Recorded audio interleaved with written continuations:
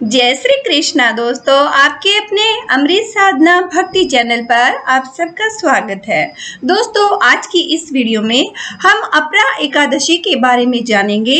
अपरा एकादशी की शुभ तिथि क्या है, इसका महत्व क्या होता है और पूजन की विधि क्या रहेगी, और साथ ही जानेंगे क्या कुछ विशेष उपाय हैं जिनको करने से भक्त भगवान की विशेष कृपा को पा सकते हैं। दोस्तों, अपरा एकादशी का व्रत इस बार गुरुवार 26 मई को रखा जाएगा। तो आइए पहले इस व्रत की पूजन विधि और शुभ मुहूर्त के बारे में जान लेते हैं। दोस्तों, ज्येष्ठ मास में कृष्ण पक्ष की एकादशी तिथि को अपरा एकादशी का व्रत रखा जाता है।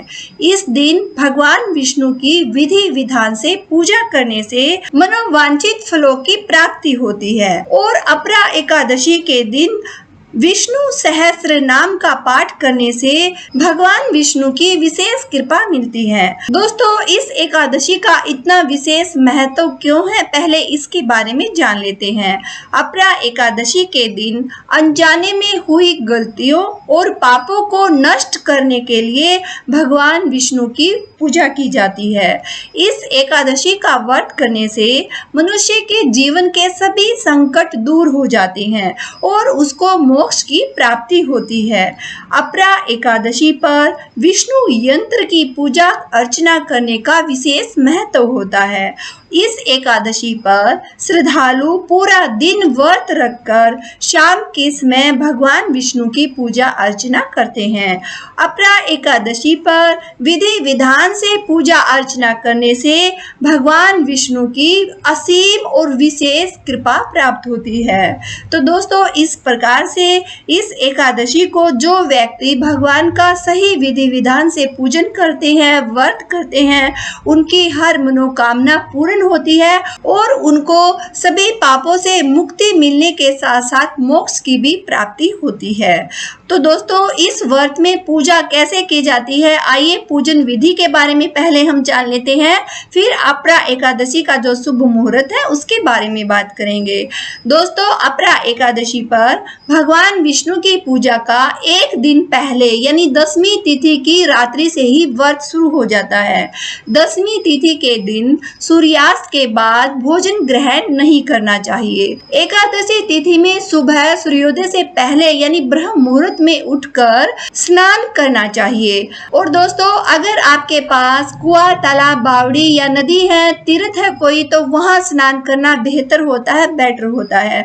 लेकिन अगर आपके पास ऐसी कोई फैसिलिटी नहीं है तो आप घर पर भी तीर्थ स्नान का लाभ ले सकते हैं। किस प्रकार से, वो हम आपको बता रहे हैं।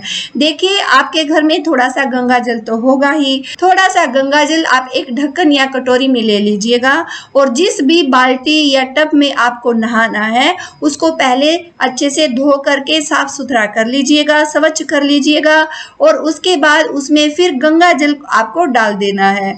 कभी भी भरी हुई बाल्टी या टब में आपको गंगा जल नहीं डालना चाहिए। तो आपको इस खाली शुद्ध बर्तन में गंगा जल डालना है। फिर जितने पानी में आपको नहाना है वो पानी उसमें मिक्स कर दीजिए, पूरा भर लीजिएगा जितने में भी आपको नहाना है। तो इस तरह से ये पूरा जल आपका अब गंगा जल बन चुका है, शुद्ध हो चुका है। इस जल से आप स्नान कीजिएगा तो आपका ये तीर्थ स्नान हो जाता है। और पूर्व दिशा की तरफ एक चौकी पर पीला कपड़ा बिछाकर भगवान विष्णु की मूर्ति आप स्थापित कीजिएगा। इसके बाद दीप प्रज्वलित कीजिएगा, कलश की स्थापना कीजिएगा। भगवान विष्णु को फल, फूल, पान, सुपारी, नारियल, लौंग आदि जो भी आपसे बन सके वो सभी नैवेद्य उनके अर्पित कीजिएगा। और पूरा दिन आपको व्रत रखना है। दोस्तों, व्रत के समय आपको कुछ नियम होते हैं, संकल्प होते हैं जिनका आपको पालन करना होता है। देखिए, आप किस प्रकार का व्रत रखेंगे वो आपको जब आप पूजा करेंगे, दीपक जलाएंगे, ठीक उसी समय आपको व्रत के लिए संकल्प करना है। और दोस्तों, संकल्प कैसे करेंगे, जो आपका बायां हाथ है, उल्टा हाथ है, उसको नीचे करके उसके ऊपर दाहिने हाथ को आप रख लीजिएगा और इसमें थोड़ा सा जल और पुष्प या फिर पुष्प की पंखुड़ियां भी आप रख सकते हैं। एक फूल आप ले लीजिएगा और विष्णु भगवान की प्रतिमा को देखते हुए उनके सामने आपको संकल्प करना है कि हे प्रभु, आपकी प्रसन्नता के लिए, आपकी कृपा को पाने के लिए, या कोई अगर आपकी मनोकामना है तो मनोकामना भी बोल दीजिएगा कि इस मनोकामना की पूर्ति के लिए मैं आज आपका दिन भर उपवास करूंगा या उपवास करूंगी। और अगर आप फलाहारी व्रत रखना चाहते हैं तो बोल दीजिएगा कि फलाहारी पर ही दिन और रात्रि व्यतीत करूंगा या करूंगी। और अगर आप निराहार व्रत रखना चाहते हैं तो निराहार व्रत का संकल्प लीजिएगा। और निराहार व्रत केवल उसी अवस्था में कीजिएगा अगर आप इसको करने में समर्थ हैं।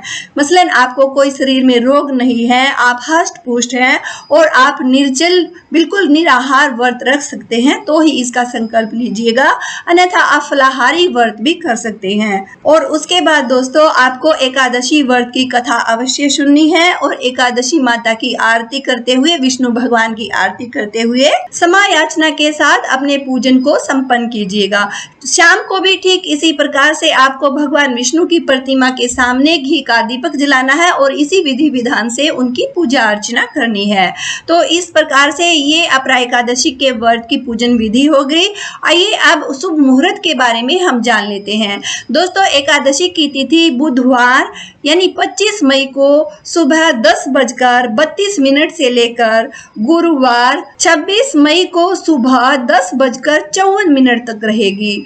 और व्रत पारण का समय शुक्रवार 27 मई को सुबह 5:25 से लेकर सुबह 8:10 तक रहेगा। और दोस्तों क्योंकि व्रत हमेशा उदया तिथि में ही किया जाता है तो एकादशी का व्रत गुरुवार 26 मई को ही रखा जाएगा।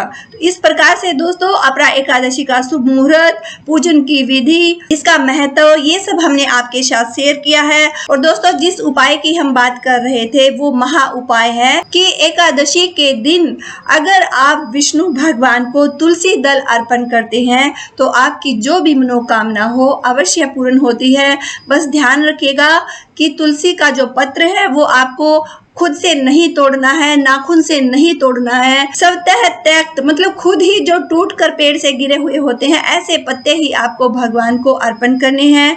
और इसके साथ ही विष्णु सहस्त्र नाम का आप पाठ कीजिएगा। मथुरा अष्टकम या नंद कुमार अष्टक का भी आप पाठ कर सकते हैं। और ओम नमः भगवते वासुदेवाय मन ही मन सारा दिन इस मंत्र का आपको जाप करना है। साथ ही दोस्तों हर प्रकार की बुराई करने वाले लोगों से, पर निंदा से, चुगली से, मांस मदिरा के सेवन से, लहसुन प्याज के सेवन से, इन सब से आपको दूर रहना है। और क्रोध को तो बिल्कुल भूल कर भी नहीं करना चाहिए, अन्यथा आपका सारा व्रत खराब हो जाता है। तो एकादशी के व्रत में इन्हीं विशेष चीजों का ध्यान रखना चाहिए। उम्मीद करते हैं दोस्तों वीडियो आप लोगों को जरूर पसंद आई होगी और आप लोगों के लिए ज्ञानवर्धक भी रही होगी। अगर वीडियो आपको पसंद आई है तो लाइक और शेयर करते हुए कमेंट सेक्शन में जय श्री कृष्णा जरूर लिखिएगा। तो फिर मिलते हैं दोस्तों किसी नई जानकारी के साथ। जय श्री कृष्णा।